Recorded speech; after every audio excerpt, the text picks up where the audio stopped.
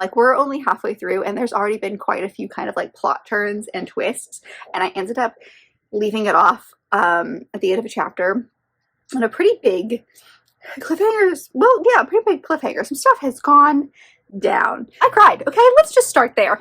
I cried at the end of this book. I was literally trying to fall asleep and I couldn't do it, so I put my audiobook in my ear and I was laying down in bed and sobbing in the dark. So that just tells you my thoughts on it. And so he's awful. Let's just start there. He is an awful person. The fact that there are 3 more books in this series baffles me. I don't have any idea where we're gonna go. Hi everybody, my name is Kelsey and we're about to get very, very nerdy with another installment of books recommended by you.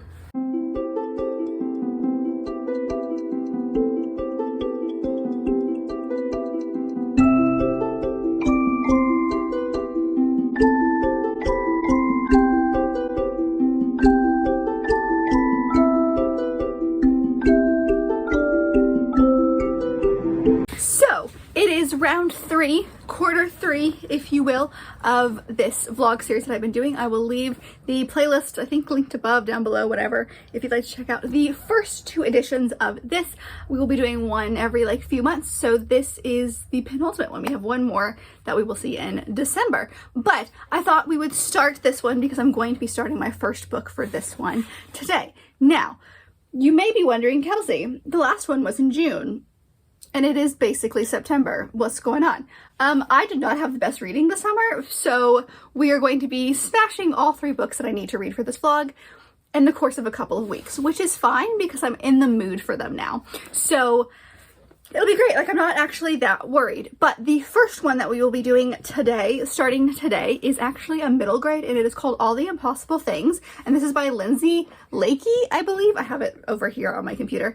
And this is recommended by Lena over on Instagram. I hope I'm saying your name right.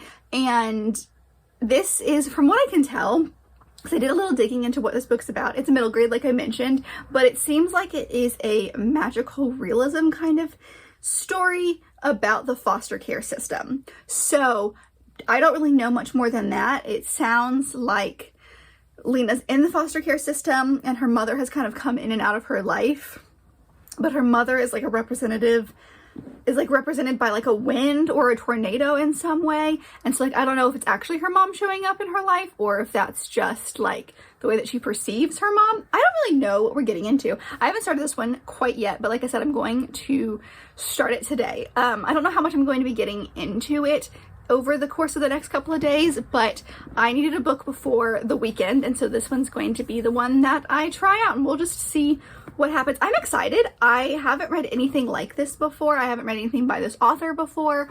It sounds interesting. I love a good middle grade that makes you think. I've never really read magical realism, I don't think. I've read things that I interpret like magical realism, but I don't know if they're actually considered magical realism. But I thought we would give it a shot and see what happens. So this is the first book that we're going to start for this vlog. I'll come back to you when I've started it or if I've reached the halfway point or just somewhere in the first half of the book to give you my initial thoughts on it. But this is what we're starting with and I am excited. So let's dive in. Hi friends, I am here after many days to tell you my initial thoughts on All the Impossible Things, because I have reached a little over halfway now in my book, and I'm sure I'm going to finish it in the next couple of days or so, because like once you get into this story, it moves really quickly. It's a you know, middle grade. It's going to move a lot. What is happening here? Hold on. I was trying to make a thing happen and the light is against me. But what I was trying to say is that I really am enjoying this story. I didn't really know what it was about going in. I basically knew that it was about this girl named Red, who is in the foster care system. And yes, that's what it's about, but it's so much more than that, because the book starts with her getting a new foster family. She's kind of been moved around a lot. Her mom is in prison and she's counting down the days until her mom can get out, and then her mom will take her back, you know. And so she's been counting down the days, but of course stuff goes down. She takes a lot of guilt onto herself, and I think she's had some very traumatic moments with a lot of previous homes that she has been in, because a lot of these homes have had other children as well. And so this is maybe not the first home, but one of the first homes that she's currently in where there's nobody else except for her. Now there's a neighbor friend that is about her age and goes to her school, and so she kind of becomes friends with him. But this is the first time that she's maybe the first time she's been in a home where it's just her. And so she's got this older couple who own a petting zoo of sorts. They live on a farm, and this is the home that she has been moved into, and they are incredibly supportive of her and just want her to be comfortable and loved and all these things. And they kind of like, I think you can see them learning about her, especially the mom, Celine, them kind of learning about Ruby's past, because it's her real name's, I just realized that her real name's Ruby, but she's likes to be called Red because her mom called her Red. So side note, but you can kind of see, I think the mom, Celine, really can see what she's been going through.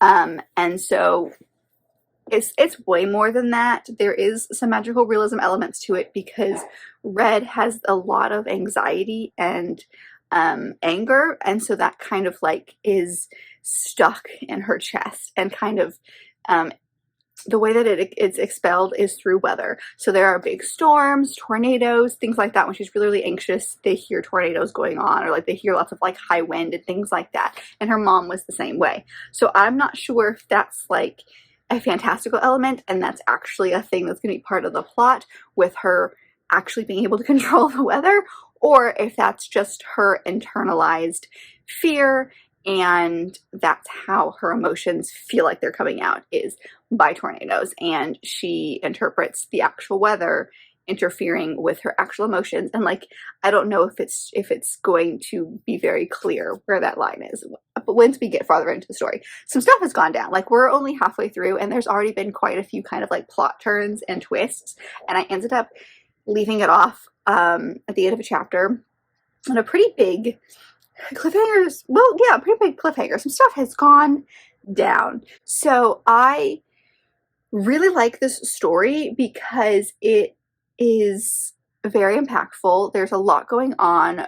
First off, you've got a girl in foster care who has a mom out there that like she talks to, well, she tries to write letters to. And so you've got her dealing with that. You have her dealing with a lot of memories. Her grandmother passed away, and that's kind of why she was put in the foster care system when her mom got arrested, because there obviously wasn't anybody there that could take care of her. And so her grandmother, who she calls Gamma, is really important to her, and so she has a lot of memories attached to her, and she's very clearly still a really big part of Red's life, and so she comes out a lot. So you've got some grief when it comes to her because she was suffering, I believe, from cancer. And then also you've got the mom who was imprisoned for something to do with pills and medication. So I'm assuming she like maybe overdosed, or maybe not overdosed, but like she was caught maybe being under the influence, or she was, I don't know, she had illegal medication on her, or just something like that. We don't, as far as like where we are in the story right now, I don't know for sure. And I don't know if we're ever going to find out, because they're probably going to be keeping a lot of that from Red because we're in her perspective.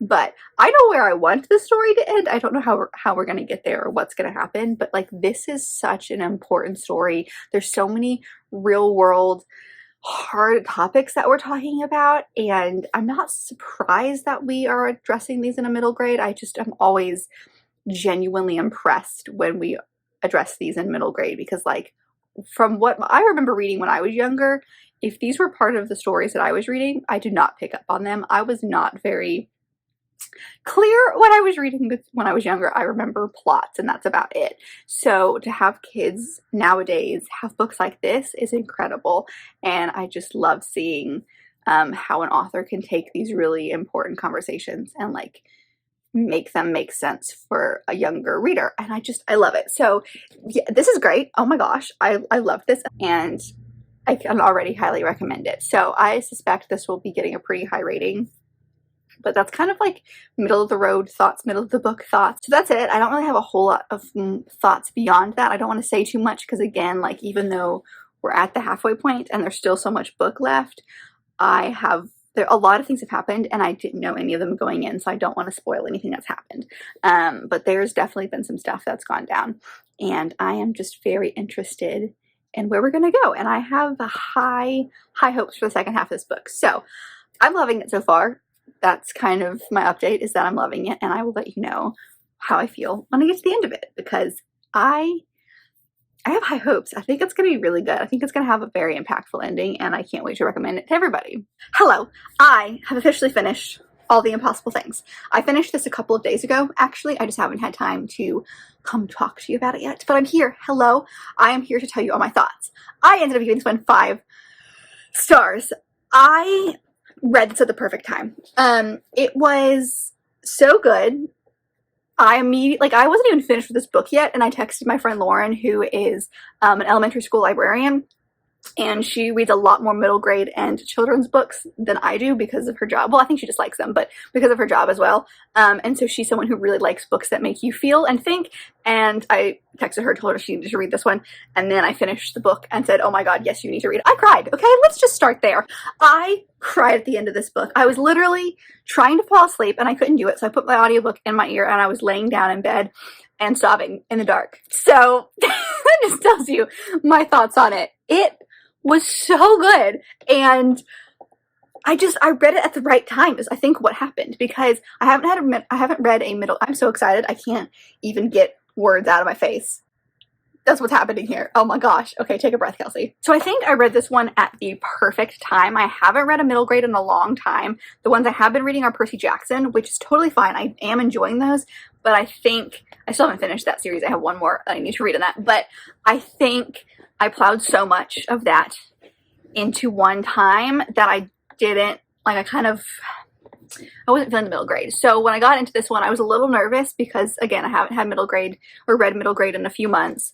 And I think I talked about this a little bit when I came to you for the midway check-in, but I am so impressed with this book and this author and the ability to have these really, really tough conversations in a way that doesn't alienate a young kid who may be reading this and is in the foster care system, or maybe has a parent that is going through some drug abuse issues or something like that, but also doing it in a fun way that has that magical realism element to it, which I've never really read, I don't think, a magical realism book. I think I've read books that have magical realism elements in it, but I've never read a magical realism book.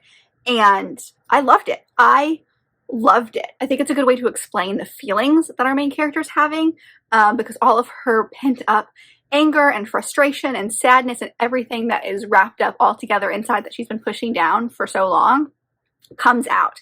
And the way it comes out is via weather and tornadoes and wind and all of these things that I think that's a very powerful image. And especially since this is for younger audiences, kids have amazing imaginations. And so the ability to have this very real conversation and very real topic to be discussed and doing it in a way that kids can process, I guess, not kids, but you know what I mean? I loved it. I loved it so much. The ending was perfect and bittersweet. And like I said, I cried like a child at the end of this. Oh my God, I loved it. It has stuck with me. It's been, 3 days since I finished it, and I'm still thinking about it. I still think about how amazing this was. So, Lena, if I'm saying your name right, I do hope so, who recommended this book. Holy crap, were you right?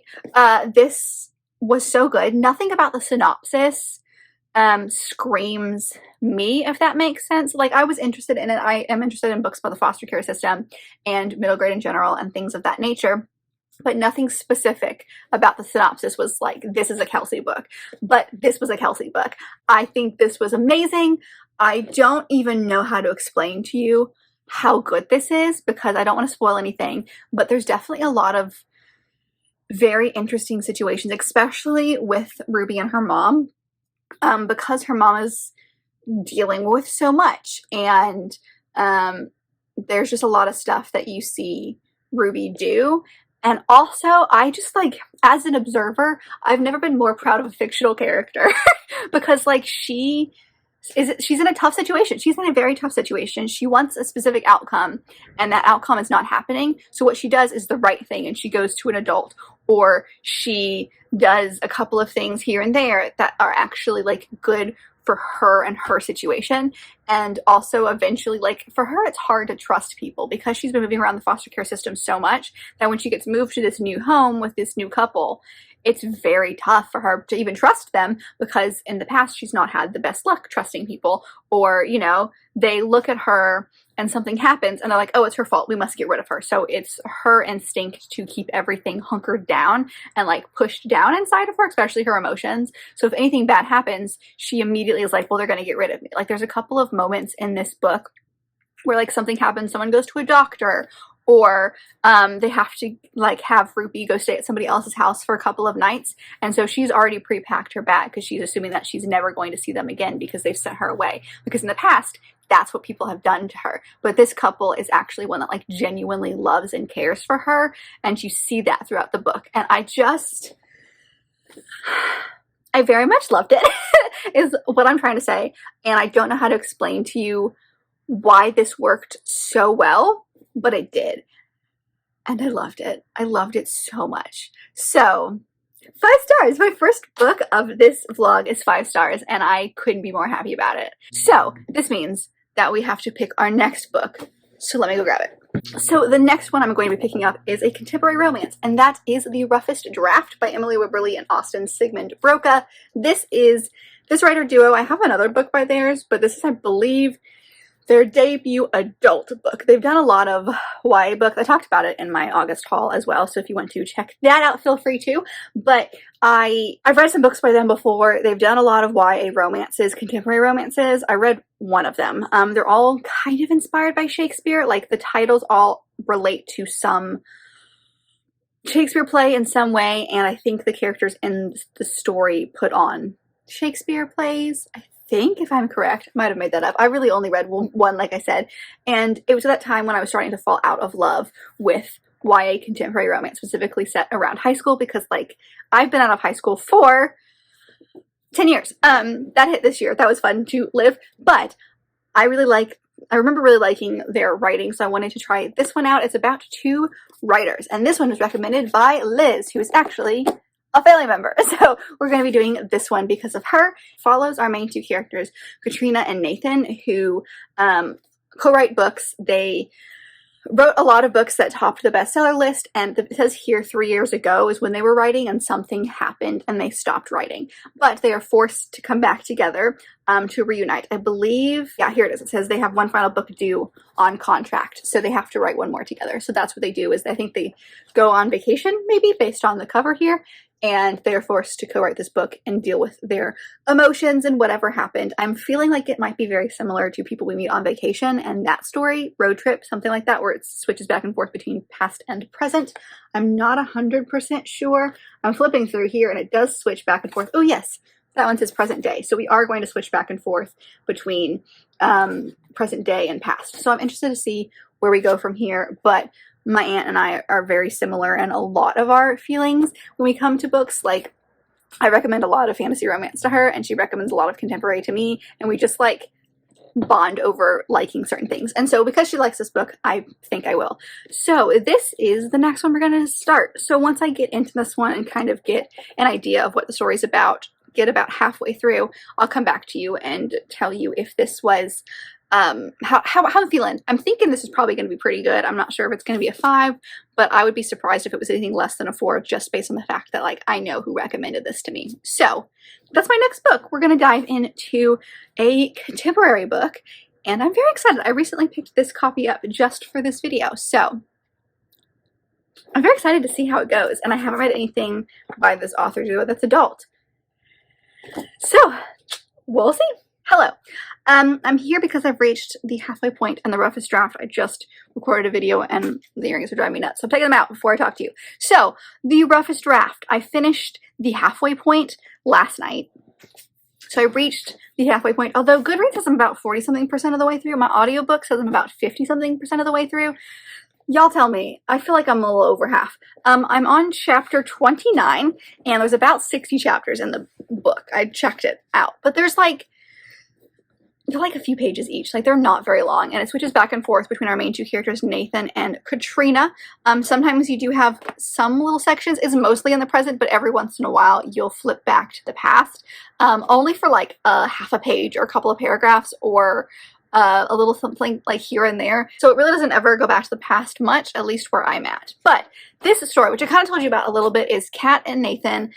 They used to write together. They wrote, I think they have only really written one book together. Now Nathan has tried writing other books besides that, and they've not done as well. They've only written one book together, but it was a huge hit. It was called Only Once, and something happened near the end of their time together writing, and it just spiraled, and they won't be seen together. Like, I think at the end of writing, like, it got to the point of they wouldn't do like interviews about their book together. They would do them separately. Like, he would go talk to this newspaper and she would go talk to this newspaper, but they didn't really ever talk. And it's been 4 years, and their publisher bought 2 books basically, and so they're just waiting around, and her publisher, or her editor manager person, is her fiance Chris, who used to represent both of them but no longer does.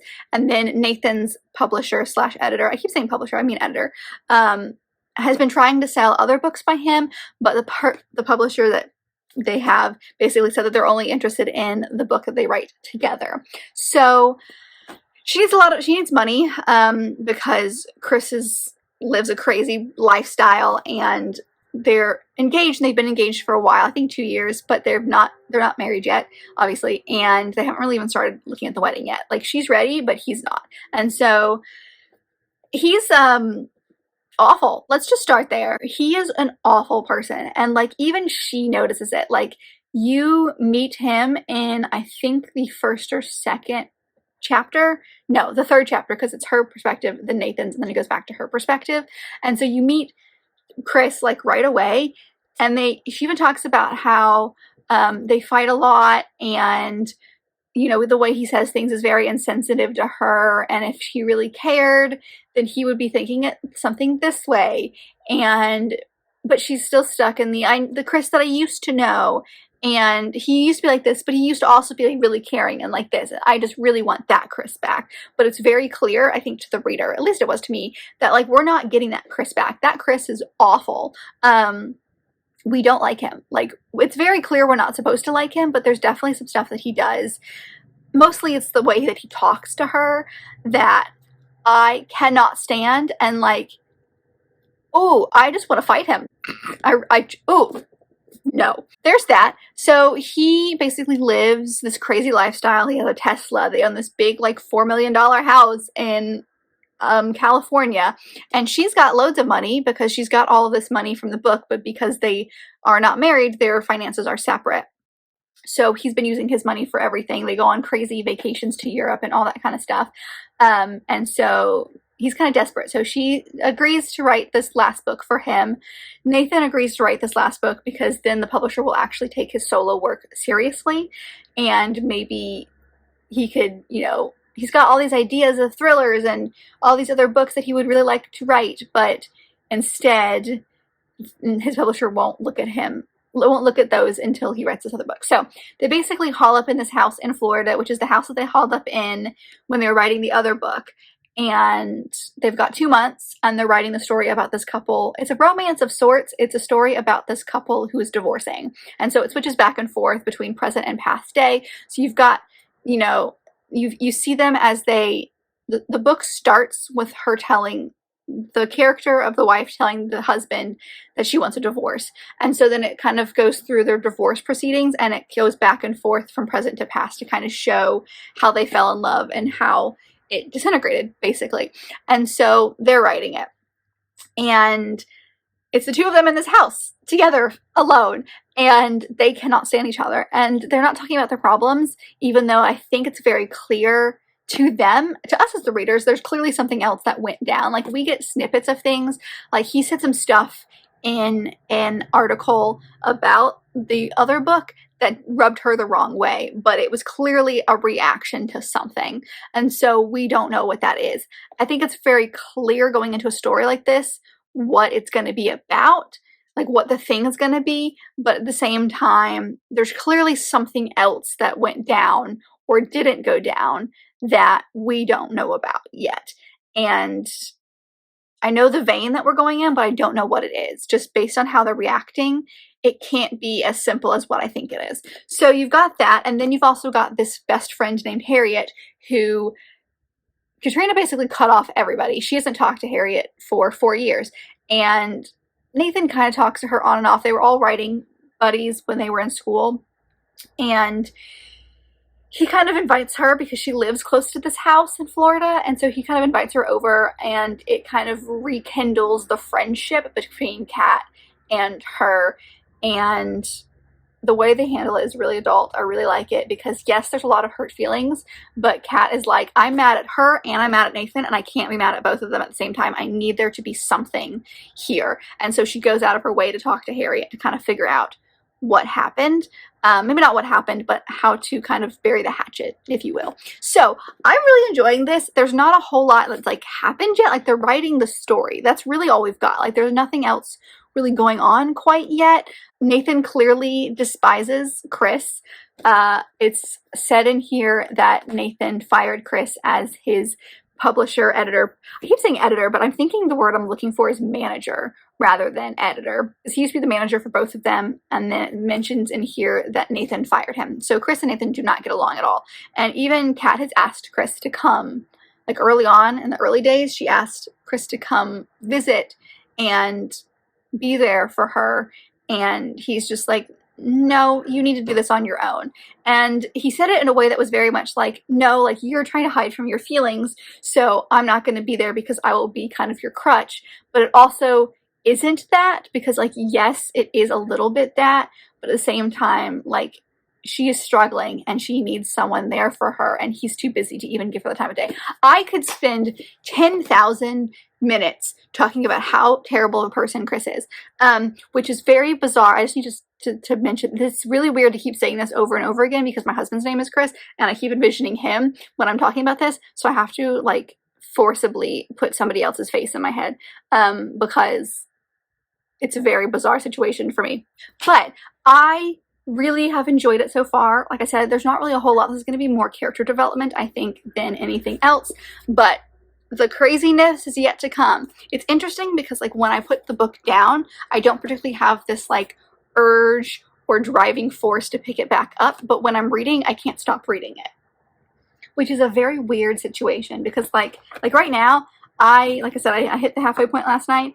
I stopped because I had to go to bed, but I didn't want to stop. I wanted to keep reading, but right now I'm like, fine, not picking it up. So it's a very weird conundrum that's happening in my head, but so far so good. I knew it was going to be good. I'm sure there's things that are going to happen at the end of this that are going to kick it into high gear. It's looking like a good 4-star for me. So I'll let you know when I get to the end, but those are my mid-book thoughts. I'm excited. I don't know where we're going to go. There's going to be, I mean, I do know where we're going to go, but I don't know how we're going to get there.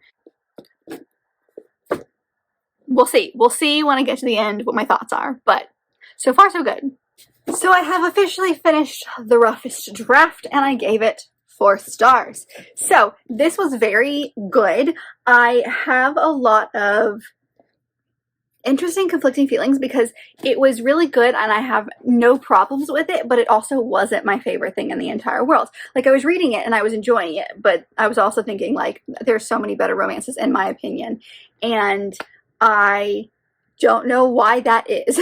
But basically, my final thoughts on this are that it was good. I loved the romantic elements. I think I wanted something more that would have caused a rift between Katrina and Nathan, but the thing that we got, like, it made sense for the story. It wasn't like, I just felt like for the amount of hatred's not the right word, but basically the fact that they didn't speak for 4 years, the reason that was needed to have something else, because even if it was just a misunderstanding or what it ended up being, didn't feel like the consequences outweighed the action. Like, basically, the argument and the thing that happened did not really need to cause a 4-year no talking. Even to the point of, like, she had, like, a best friend, Harriet, that was really close with the two of them, and she stopped talking to her for 4 years, too. So, like, I guess the thing that I'm trying to be, it's really hard to talk about it when you have to be super vague. I guess what I'm trying to say is the rift between them did not feel like the consequences of it, which was a 4-year no talking to both Nathan and the best friend. Like, that, the rift didn't need that to be an outcome. Like, I get needing some time away and figuring stuff out for yourself, but 4 years is such a long time. And the fact that, like, the big thing with Kat is that she didn't write during this time. Nathan did. Nathan did try to continue with his writing career and did kind of try to jump off and write some solo works, but Kat never did. She was, like, done. She, like, swore off writing completely. And it just felt like a over-exaggeration, maybe, is not the right word. It felt like Kat, like, the no talking and no writing for 4 years felt like just an over-exaggeration of what she needed to do. Or, like, I don't know, everyone's different, but, like, if I was in this situation, 4 years is such a long time, I wouldn't have needed that amount of time. Also, the fact that, like, the publisher didn't annoy them for 4 years to write this book and finally went down to it, like, that just feels wrong somehow. Like, publishers are all about, I mean, there's more to it, but, like, making money. And yes, Nathan tried to go out and write on his own, and he did write one book, but the fact that, like, the two of them still were under contract and they weren't pushing them to continue to write confuses me. Like, why wouldn't a publisher, they would wait 4 years? And now I get that, like, 4 years they stopped writing the book, so they still had, like, the revision time and the press time and all that kind of stuff between when they stopped talking and when the book came out. But I'm still thinking, like, it probably took 1 or 2 years for that at most. It just felt, I don't know. It felt like the reason they weren't talking didn't justify the amount of time that they didn't talk, I guess is what I'm trying to say. But, I mean, it was a really interesting book. I feel like I got a much different deep dive, I guess, into the writing world and how that works, because this is a married couple that's writing a book about two people who are writing and falling in love. So you have that, which kind of lends itself very well to the story of having it be very realistic as far as the writing process goes. And, like, I know everybody's writing process is different, and they probably obviously fictionalized a lot of the stuff here, but they had to take from real life in some way. So I'm sure parts of the writing process were realistic for this couple. So I feel like it was really interesting to see that in this book. I did like the relationship between, like, the friendship between Kat and Harriet. I kind of talked about it a little bit before, but she's, like, the best friend who Kat swore off for 4 years as well. And they did kind of have a reconciling moment, and their friendship was really sweet. Like, this very important friendship to Kat that she decided to go after during all this. So I really liked that as well. And I did like the romance. I thought that they worked really well together. This is definitely a lot of, like, Kat dealing with some stuff, because she has definitely some deep-rooted anxiety when it comes to being the center of attention, which is what happens when you write a very, very popular book. So she hates the press junket. She hates all that kind of stuff. Like, when her book came out, she had many, it's not said, but basically anxiety attacks about what this was going to mean for her. And Chris was the one, her fiance was the one who kind of got her out of it, but I don't like the way that he got her out of it. It just felt very, everything he did was very performative. So anyway, there's a lot to the characters. I felt like they were very well-rounded characters. As far as the writing of this book, it was really interesting. The characters were super well-rounded. They all felt realistic, except for the one thing that I was talking about. And I also liked the way that they looked at the world, because obviously this is about two artists as they look at the world writing a book. So the way they look at the world is going to be very poetic as well. So this definitely has a very poetic tilt to the writing, especially with Nathan. I feel like we see it a lot more with him than we do with Kat. So you really get to see the way that he looks at the world, because we do switch back and forth from their perspectives. There's 2 narrators in the audiobook as well, which was nice.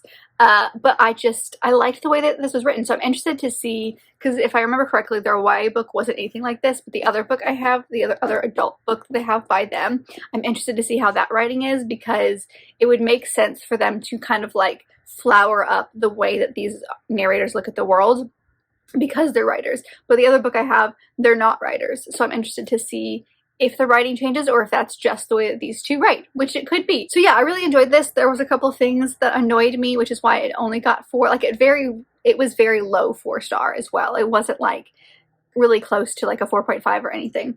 But I'm really glad that I read this. I'm very interested to see the other work by this author, and this has been kind of a book that I've seen a lot of places, so I'm glad that I finally read it to kind of figure out what it was. It was really good. I enjoyed it. So that's the second one, and now we get to start the final book for this vlog, which is going to be good for me because it's going to kind of get me into my fall a little bit. It's from my fall TBR, if you guys have seen that video, which you should have at this point, but it's going to be Finlay Donovan is Killing It, which is by Ellie Kazimano. I know that's not how you pronounce her last name, but I forgot how to do it. This one is, I'm so interested to see how this is going to work. It sounds like it's going to be super funny. It follows our main character, Finlay Donovan, who is a stay-at-home mom. No, sorry, not stay-at-home mom, a single mom. I always do this. She's a single mom of 2. The book starts and she is meeting with her agent. She is a writer and she's not doing very good. She has a contract and they've given her about half of the money for said contract. I think she has 1 book that's been out before, it sounds like. And she ends up pitching this idea of a hit woman to her editor. And in this cafe, she gets overheard by someone who thinks that she's actually a hitman and not just an author pitching an idea, and gets hired to kill someone. So it seems like it's going to be a hijinks kind of story, because it's this woman who is struggling for money. So I'm assuming that she is going to actually like go through with this in some way, but I also don't know how that's going to work. It's the first in a series, which I haven't picked up any of the other in the series because I want to see how this one is. I want to see how I feel about this one before we dive into anything else. I haven't even investigated the rest of the series. I know there's 4 titles. I can't remember if the 4th one has been out for a while or just came out, but I know that there's like 4 total, and I'm sure there's going to be more. I will come back to you when I have started this book, like beyond, like I get halfway through and kind of have an idea of where we're going. It's supposed to be super fast paced, really witty. It says wholehearted as well, so I'm interested to see what the story is going to be about, but this is the one that we're picking up. The final book for this vlog, start of my fall TBR. Very excited. I'll let you know what I think when we get to more, like when I dive a little bit more into the story.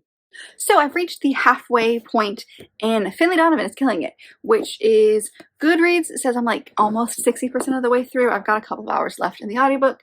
There you go. For spot checking, I'm on page 210. So the beginning of chapter 27. Actually, I'm pretty sure I'm farther into 27 than I actually am in here. Anyway, and this is going to be, I think, a really short check-in just because there's really not a whole lot I can tell you about this book just based on the plot and where we're going. But kind of like I mentioned at the beginning when I was introducing this book, all of that is still the same. Like, we do have her, she gets overheard in a Panera talking to her manager, editor person about this book that she's writing. The way that I envisioned it was that she was like sharing this story and someone overheard the story and didn't hear like the precursors of it, thinking that it was like a book idea.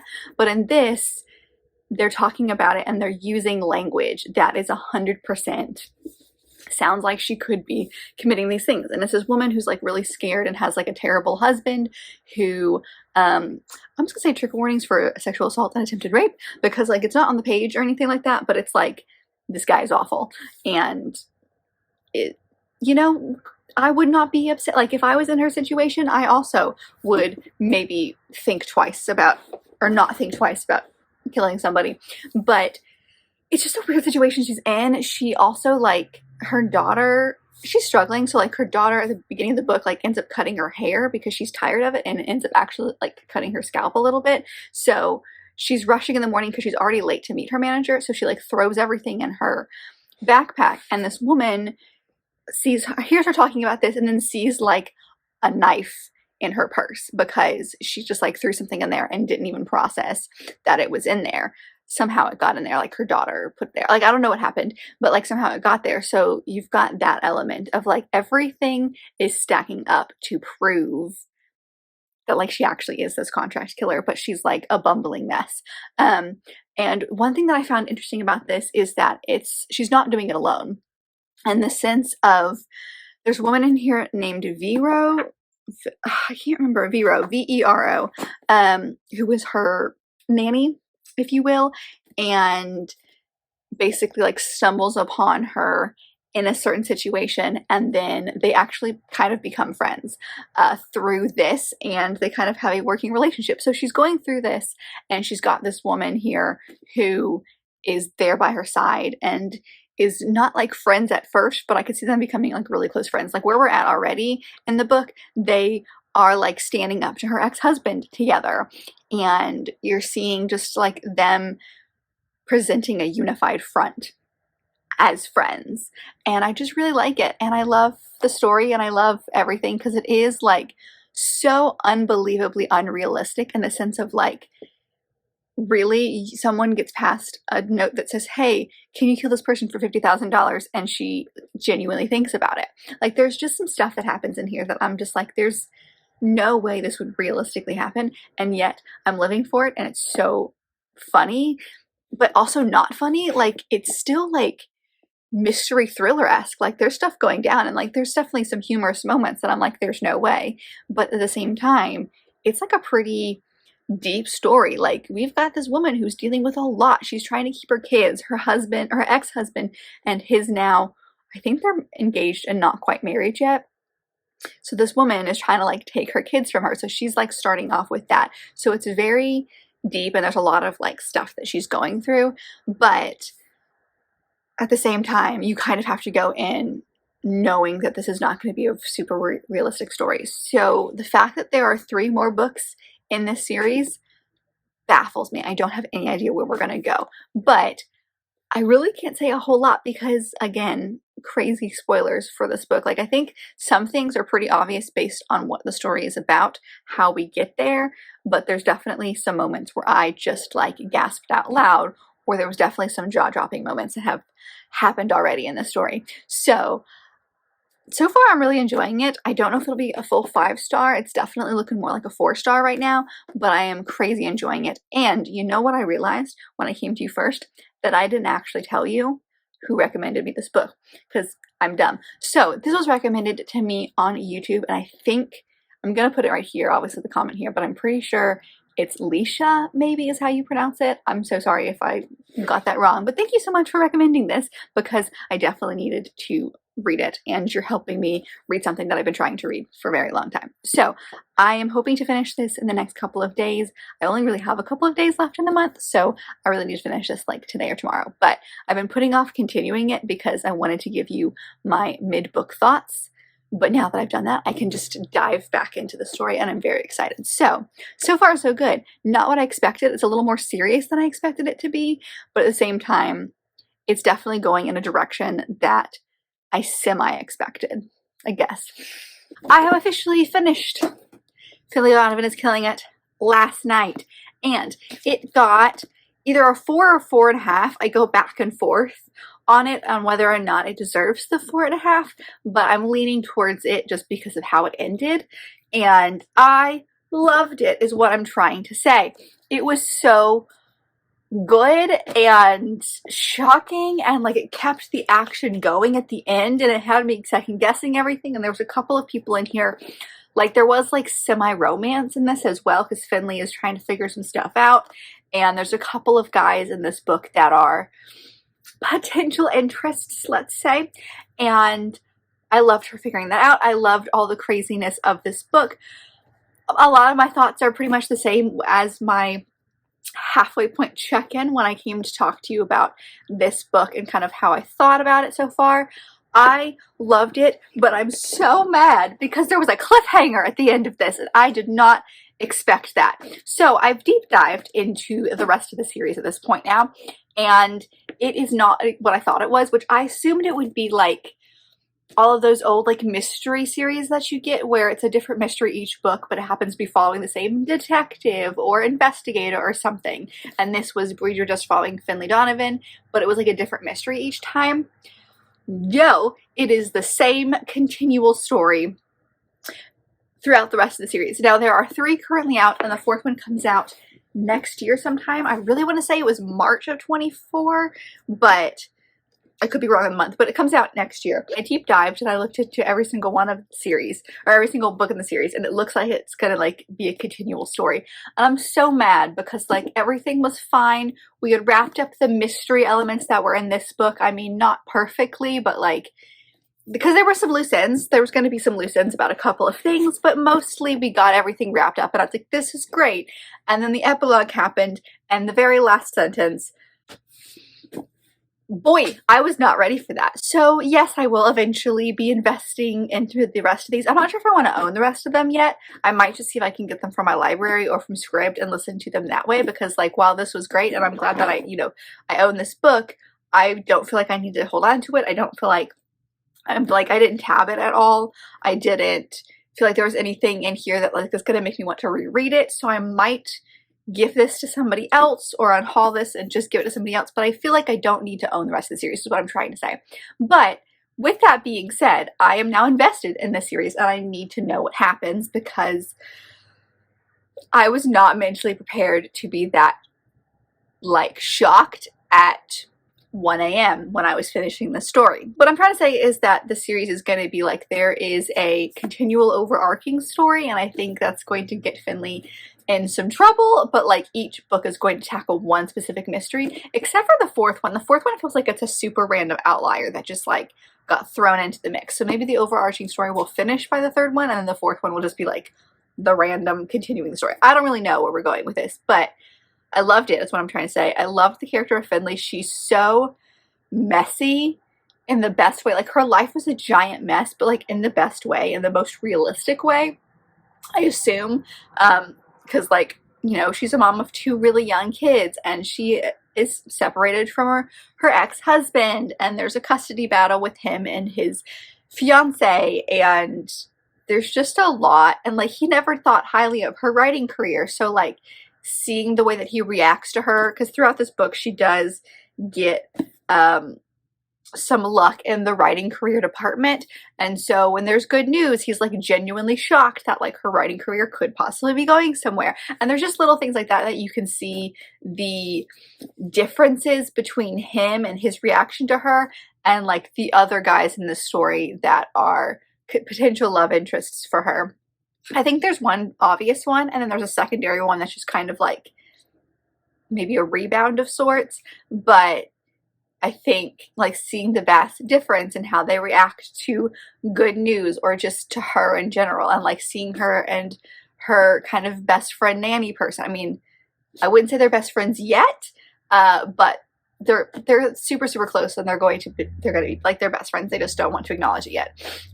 Vero, and seeing like her be in Finlay's corner. And so there's just a lot about this that I really loved their story. And like I said before, you're going to have to go in with like some sense of disbelief. Like, you're just going to have to acknowledge that there's a lot of stuff in here that there's like no way this could physically happen in real life. But it's also significantly more serious than I anticipated it being, and I really liked that about it. So I could see this potentially being like a cookie cutter series where like each book just kind of continues with the same ideas, but we'll see depending on what the second one is like. I am interested in continuing, so we'll do that maybe at some point in the future. I don't feel like I need to do it. Well, actually, now I don't know. I feel like I might need the second one right away, but after that, we'll see, just based on how this one ended. But I loved it. It was great. So, looking back on the books that I read in this vlog, all 3 of them got above a 4-star. So, both Finlay Donovan and The Roughest Draft got 4 stars, and then All the Impossible Things, is that what it was called? Yeah, All the Impossible Things got 5. So, the moral of this section, I guess, of these 3 is that you 3 who picked these books know me very well, or just really hoped that I was going to like this book. I'm thinking that you guys know me really well, because one of them was a romance, which was I was going to like anyway. One of them I had on my TBR already and really wanted to read. And then one of them was a middle grade that was the outlier of possibly being something that may not have been the one that I found the most interesting, but it ended up being my favorite. So this one I think was a very successful episode, if you will, for this series that I've got going on. I really enjoyed this one. This one was, I think, some of the ones, like looking back on the books that I've read, a couple of these in this video are ones that I anticipated liking, but I wasn't really sure. I was kind of worried going in just based on maybe the hype that I'd given it or something. But the next edition, the next episode, boy, must you do that when I'm talking.